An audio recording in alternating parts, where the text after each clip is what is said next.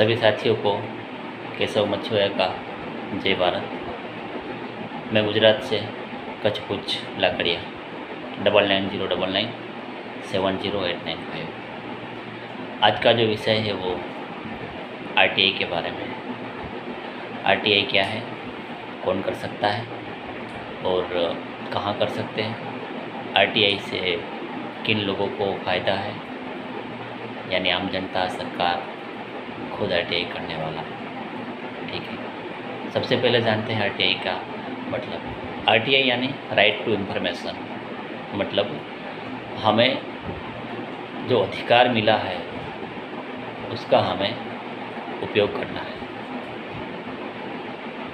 सरकार के द्वारा जितने भी कामकाज पब्लिक हित के लिए, जाहिर जनहित के लिए जारी किए हुए हैं और उनके लिए जितने भी पैसे सरकार ने लगाए हैं और जिन एक सरकारी डिपार्टमेंट को या बिन सरकारी डिपार्टमेंट को वो काम करने के लिए पैसा दिया है और उन्होंने ये काम किया है या नहीं किया, जितना पैसा सरकार ने उसमें लगवाया था क्या वाकई भी उतना पैसा उस काम में पब्लिक हित के लिए लगा है या नहीं, ये सारी जानकारी हम राइट टू इन्फॉर्मेशन यानी आरटीआई के ज़रिए जान सकते हैं।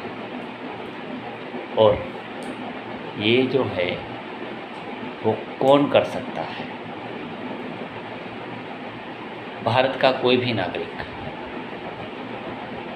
ये आरटीआई कर सकता है, चाहे वो सरकारी हो, बिन सरकारी हो या कोई भी हो। भारत का नागरिक है तो उसे ये राइट है कि वो आरटीआई कर सकता है, मगर एक ही आदमी के लिए है। इसमें हम ग्रुप बनाकर, यूनिट बनाकर, संस्था या कोई क्या कहते हैं उसे, साथ में बहुत सारे लोग मिलकर आरटीआई नहीं कर सकते। ये एक ही बात आदमी के लिए है और एक ही आदमी कर सकता है। कहाँ कर सकते हैं? सारे सरकारी डिपार्टमेंट में कर सकते हैं, निगम में कर सकते हैं, बोर्ड में कर सकते हैं, और वो जो संस्थाएं गवर्नमेंट से अनुदान ले रही है ऐसी संस्थाओं से भी कर सकते हैं। अब बारी आती है कैसे की जाए। कुछ नहीं करना है,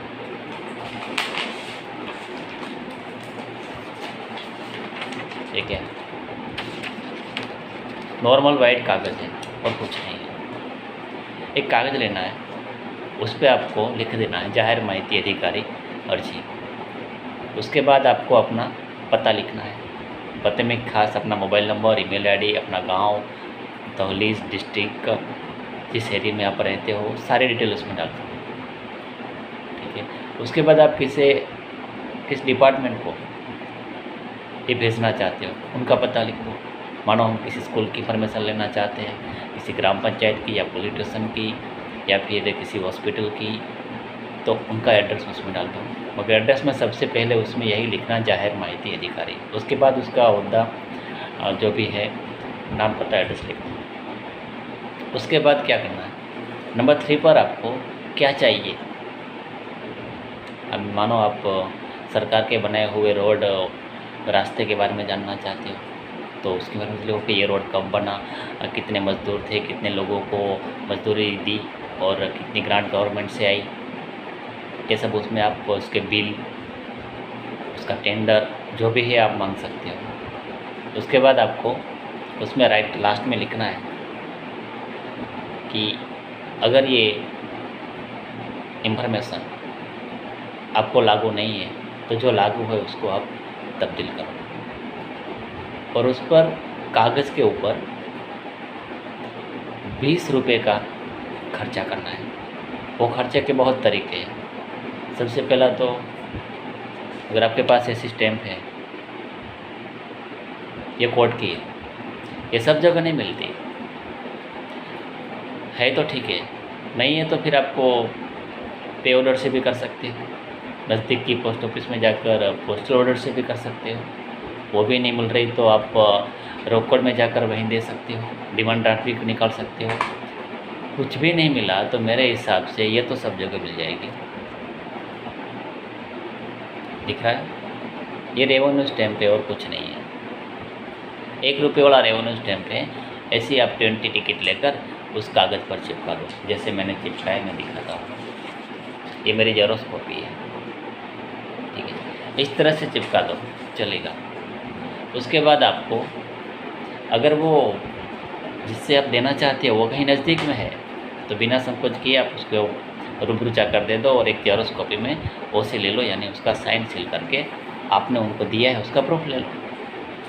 मगर कई बार ऐसा होता है कि काम न करने की वजह से ऐसे लोग एप्लीकेशन नहीं स्वीकारते हैं, तो उसके साथ झगड़ा मत कीजिए, बाहर आ जाइए, पोस्ट ऑफिस में चले जाइए। पोस्ट ऑफिस में जाकर उनको बोलो ये रजिस्टर पोस्ट करना है। रजिस्टर पोस्ट से 22 रुपये लगेंगे आपको। 22 रुपये में आपके साथ प्रूफ भी आ जाएगा और वो आदमी जो भी सरकारी डिपार्टमेंट जो भी है वो उसे वापस नहीं भेजेगा, क्योंकि उसमें राइट नहीं है वापस भेजने का, उसको लेना ही पड़ेगा, वो ले लेगा, आपका काम हो गया। अब आपको अगर ये नहीं पता कि मुझे जो इन्फॉर्मेशन लेनी है वो किस डिपार्टमेंट को लागू है, तो आप क्या करोगे? आसपास किसी से पूछ लो। अगर पूछने के बाद भी आपको यकीन नहीं हो रहा कि ये जो मुझे इन्फॉर्मेशन चाहिए वो पुलिस को लगती है या हॉस्पिटल को या ग्राम पंचायत को या किसी और को, तो आपको कुछ ज़्यादा नहीं सोचना। आप नज़दीक के ग्राम पंचायत में जाकर भी दे दो, नज़दीक के सरकारी स्कूल में भी दे दो, पुलिस स्टेशन में भी दे दो, या किसी भी सरकारी डिपार्टमेंट को वो पोस्ट करके भेज दो। ये मत सोचो कि वो उनको लागू है या नहीं, वो उनकी जिम्मेदारी है, लागू है या नहीं वो खुद तय करेंगे कि आगे किसको भेजना है, किसको तब्दील करना है। आपको पोस्ट करने के बाद 30 दिन तक वेट करना है। 30 दिन बोले तो ये आपकी एप्लीकेशन में जो डेट लिखी हुई है उस डेट से 30 दिन नहीं चलता, ना तो आपने पोस्ट की है उस दिन से चलेगा। 30 दिन की गिनती वहीं से शुरू होती है जब वहाँ टेबल पर ये RTI की एप्लीकेशन पहुँचती है, उस दिन से 30 दिन गिने जाएंगे। 30 दिन तक अगर वो जवाब देते हैं तो उनका जो भी पैसा लगेगा आपकी इन्फॉर्मेशन का, वो एक कॉपी के 2 रुपये लगते हैं। अगर A4 का साइज़ है, उसके बड़ी साइज़ है तो 4 रुपये लगेंगे। अगर कागजात के अलावा और कुछ है, फ्लॉपी है, डिस्क है या पेन ड्राइव में दे सकते हैं, तो फिर उनका कुछ अलग से वो CD बनाते हैं, फ्लॉपी बनाते हैं। वीडियो CD है तो वो DVD राइटर जो भी है तो 50 रुपये लगेंगे, तो वो आपको पे करना है। ये आपको 30 दिन के अंदर अगर मिलती है तो ही आपको पे करना है। 30 दिन अगर बाहर हो गए तो फिर आपको 1 रुपया भी पे नहीं करना है। सारी चीज़ें आपको विदाउट एनी कॉस्ट, बिना पैसे आपको मिलेगी। आपको पैसे देने की कोई ज़रूरत नहीं है, क्योंकि उन्होंने जो समय लिया था 30 दिन, उसके बाहर वो पैसे नहीं ले सकते। 30 दिन के अंदर देते हैं तो ही ले सकते हैं। तो ये हो गया पैसों का मामला। अब कभी ऐसा होता है 2-3 कागज़ होते हैं इन्फॉर्मेशन में, और मानो मैं अपने गांव से दिल्ली या किसी भी जगह मैंने RTI की और वहीं से मुझे ऐसा लेटर लिख कर आया कि आपको 10 रुपये पे करना है, 5 कागजात है, तो क्या मैं 10 रुपये पे करने के लिए अपने गांव से जितना भी दूर हो 200, 400, 500 किलोमीटर जाऊँगा? फिर भी वो लोग ऐसे होते हैं, कुछ लिखते हैं, आप रूबरू आकर ये 10 रुपये पे कर दीजिए। ये लिखना गलत है, मगर हमारा जाना ज़रूरी नहीं है। वो हमें प्रेशर नहीं कर सकते, आप पैसे यहाँ आकर दो। हम उसको DD से भेज सकते हैं, आप पोस्ट ऑर्डर से भी भेज सकते हैं। जितने भी गवर्नमेंट के लागू है 4 के 5 रूल्स, उस हिसाब से हम भेज सकते हैं, जाने की ज़रूरत नहीं है। और पे ऑर्डर भी चलता है, फिर आपको पोस्ट करके भेज देना। अगर आप वहीं खुद जा रहे हो किसी काम से तो वहीं जाकर केस दे दो। गवर्नमेंट का एक सरकारी चलन आता है, वो चलन के हिसाब से दे दो, वो भी चलेगा। कैसा हो गया काम? अब क्या है, मिलने के बाद इन्फॉर्मेशन जो उन्होंने दे दी है उसमें अगर ऐसा हुआ कि आपको ये लगा कि मैंने जो चीज़ मांगी थी वो पूरी नहीं मिली है, आधी मिली है, या तो फिर उल्टी मिली है, गलत मिली है, तो आप उन्हें ये कंप्लेन मत करो, उन्हें कुछ नहीं करो। उनके जो ऊपरी अधिकारी है उनको अपील करनी है कि भाई मैंने जो चीज़ मांगी थी वो मुझे इस डिपार्टमेंट से सही नहीं मिली है, या तो कम मिली है या तो गलत मिली है। बस वो अधिकारी आपको भी बुलाएंगे, उनको भी बुलाएंगे, दोनों को सुनेंगे, और अगर आप सही हो तो इन्फॉर्मेशन देने वाले जाहिर महती अधिकारी को वो अपील अधिकारी हुक्म करेंगे कि आप बची हुई सारी चीज़ें इनको सही तरह से दो। अगर आप नहीं जानते तो इनको गाइड करो कि ये कहाँ से मिलेंगी। उसके बाद हुक्म की कॉपी आपको पोस्ट में भी मिल जाएगी, वो हैंड पे वहीं भी दे सकते हैं। फिर वो कॉपी के मुताबिक आपको बाकी इन्फॉर्मेशन भी विदाउट कॉस्ट देंगे। इसके बाद भी अगर आपको लगा कि हुक्म करने के बाद भी वो पूरी इन्फॉर्मेशन नहीं दे तो आपको क्या करना है, सेकंड अपील करनी है कमिश्नर सचिव यानी गांधीनगर पर, कर्मयोगी भवन। ये सारी चीज़ें वेबसाइट पर है। वहीं सेकंड अपील होगी तो उन दोनों पर एक्शन लिए जाएंगे, उनको दंड भी होगा, आपको इन्फॉर्मेशन मिले इसके लिए वो कोशिश भी करेंगे। अगर आप सही हो, आपके पास इन्फॉर्मेशन मिल गई तो आप उनके भ्रष्टाचार के सारे लिस्टे चीठे बाहर पब्लिक तक दे सकते हो। सरकार उन पर एक्शन भी ले सकती है, आप खुद भी कोर्ट में जा सकते हो, फरियाद पत्र के द्वारा उन पर एक्शन भी लिया जा सकता है। ये हुई आरटीआई तक की जानकारी। अब इसमें दो चीज़ें नहीं करनी भाई। एक, कभी भी धंधा बनाने के लिए नहीं करनी। धंधा बोले तो मानो मैंने अपने गांव लाकड़िया बचाऊ पक्ष में ग्राम पंचायत में आरटीआई की है कि आपके यहाँ कितने शौचालय बने, कितने आरसीसी रोड बने, और जो भी है मैंने मांगा। और फिर वो घोटाले ही है, मुझे पता है घोटाले है, मगर मेरे कहने से कुछ नहीं होता, राइट में होना चाहिए। अगर वो राइट में होता है और वो सरपंच या तलाटी या कोई भी हो काम करने वाला, उनको पता है कि ये मेरा घोटाला बाहर आएगा तो मेरी नौकरी को भी खतरा है और भी खतरा है, तो वो हमसे सौदा करेगा। मैं एक उदाहरण दे रहा हूँ, वो लोग सौदा नहीं कर रहे हैं, ऐसा सोचना होगा। तो अगर ऐसा होता है कि वो आपको बोले कि आप एक काम कीजिए, आपको जो चाहिए 5, 25, 50 ले लो और ये आरटीआई का जो है वो ख़त्म करो, तो हमें ये नहीं करना है। अगर यही करना है तो मेरी आपको अंगत पर्सनल एक छोटे या बड़े भाई के हिसाब से सलाह है कि आप आरटीआई मत कीजिए, क्योंकि आरटीआई की कमर मत तोड़िए। आरटीआई गवर्नमेंट के अंदर जो भ्रष्टाचार हो रहा है, जो पब्लिक को काम मिल रहा है, पब्लिक को जो लाभ मिलना चाहिए वो नहीं मिल रहा है, उनको जानकारी, उनकी जानकारी पाने के लिए है, ना कि हमें उसमें से पैसा कमाकर अपना बिजनेस चलाना और सौदाबाजी करके पूरी व्यवस्था को बिगाड़ना। इसलिए हमें ये काम नहीं करना है। चाहे किसी नहीं है तो आप आरटीआई छोड़ दो, मगर उसके साथ सौदाबाजी करके पूरी व्यवस्था को ना बिगाड़ें। ये व्यवस्था हमें ही नुकसान पहुंचाएगी, लोकतंत्र को ही ये ख़त्म कर देगी। अगर लोकतंत्र को ज़िंदा रखना है, हमें अपनी आने वाली पीढ़ी को सही लाभ और सही जानकारी देनी है, तो हमें ऐसे सौदेबाजी से दूर रहना होगा, ठीक है। और कुछ जानकारी चाहिए तो मैं अपना मोबाइल नंबर भी देता हूँ, अपने फेसबुक आईडी पर ये दोनों चीज़ें, आरटीआई का फॉर्मेट और ये अपील का फॉर्मेट भी इसी मेरी आईडी पर लगेगा, केशव भाई मच्छर के नाम के हैं। यूट्यूब पे भी शायद मैं डाल सकता हूँ, और मेरा नंबर भी मैंने पहले बोल दिया है, फिर भी लास्ट में बोल रहा हूँ कि 9909970895। अगर इनके बारे में आपको किसी भी इंफॉर्मेशन और ज़्यादा लेना चाहते हो तो आप बिना संकोच कभी भी व्हाट्सएप मैसेज पे कॉल कर सकते हो।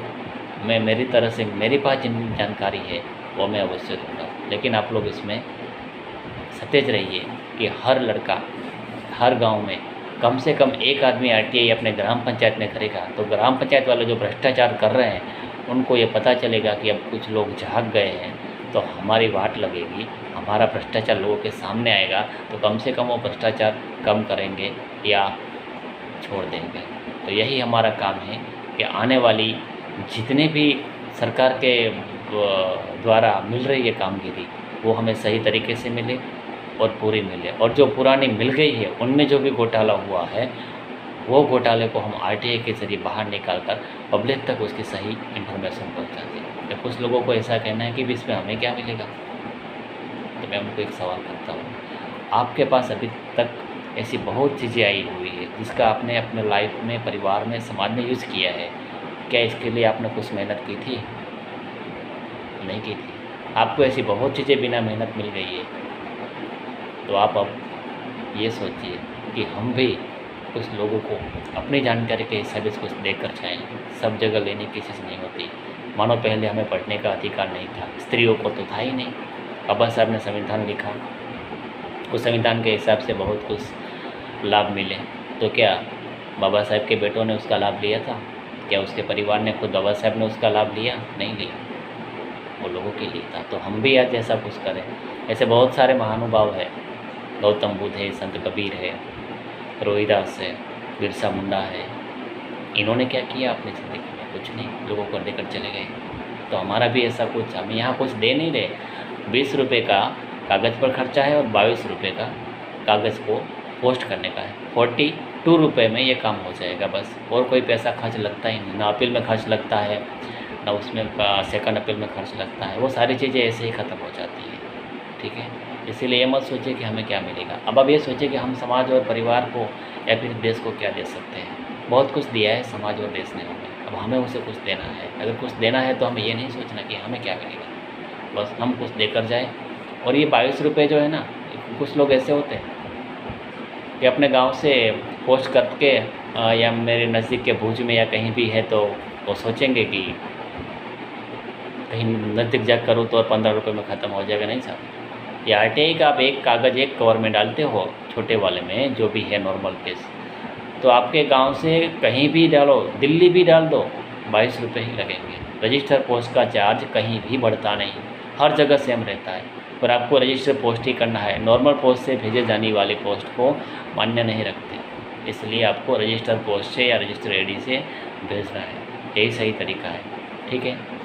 आगे कुछ अगला वीडियो आएगा मेरा अपील के लिए या फिर उन लोगों के लिए जिनको इन्फॉर्मेशन देनी है, वो भी बहुत सारी गलतियाँ कर रहे हैं देने में। अब उनके बारे में नेक्स्ट टाइम पर वो वीडियो जारी करेंगे। तब तक के लिए जय भारत।